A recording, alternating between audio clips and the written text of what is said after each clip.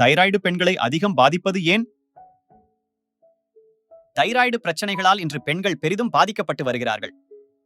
Thyroid என்பது நமது உடலின் கழுத்து பகுதியில் வண்ணத்து பூச்சி வடிவில் இருக்கும் ஒரு நாளமில்லா சுரப்பி. இதில் சுரக்கும் ஹார்மோனின் அளவு அதிகமாக இருந்தாலும் குறைவாக இருந்தாலும் இரண்டுமே உடலில் பல்வேறு பிரச்சனைகளை உண்டாக்கும். தைராய்டு பிரச்சனை அல்லது தைராய்டு நோய் என்பதில் இரண்டு வகை உண்டு. ஒன்று ஹைப்பர் தைராய்டு, மற்றொன்று ஹைப்போதைராய்டு ஆகும். உடலுக்கு தேவையான அளவை விட அதிகளவு ஹார்மோன் சுரப்பது ஹைப்பர் தைராய்டு என்றும் தேவையை விட மிக குறைந்த அளவு உருவாவது ஹைப்போதைராய்டு என்றும் அழைக்கப்படுகிறது.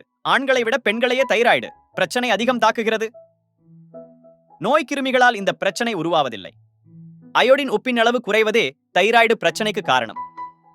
தைராய்டு பிரச்சனையை உறுதி செய்தால் ஆரம்பத்திலேயே சரி செய்ய வேண்டும். இல்லையென்றால் உடலில் பல்வேறு பாதிப்புகளை உண்டாக்கிவிடக்கூடும். சமயங்களில் இந்த அறிகுறிகள் எதையும் காட்டாமல் மாதக்கணக்கில் உடலில் இருக்கும் என்பதும் தைராய்டு நோயின் அம்சமே. பெண்களுக்கு தீவிரமான தைராய்டு பிரச்சனை இருந்தால் சில சமயங்களில் கருத்தரிப்பதில் சிக்கலை உண்டாக்கிவிடும். தைராய்டு போன்ற நோய்களுக்கும் மற்ற அனைத்து நோய்களுக்கும் அனுபவம் வாய்ந்த சிறந்த டாக்டர்ஸ் மூலம் சிறப்பான முறையில் சிகிச்சைகள் அளிக்கப்படுகிறது. நீங்கள் நலமுடன் வாழ என்றென்றும் நாங்கள் ராக்ஸ் ஹாஸ்பிடல்.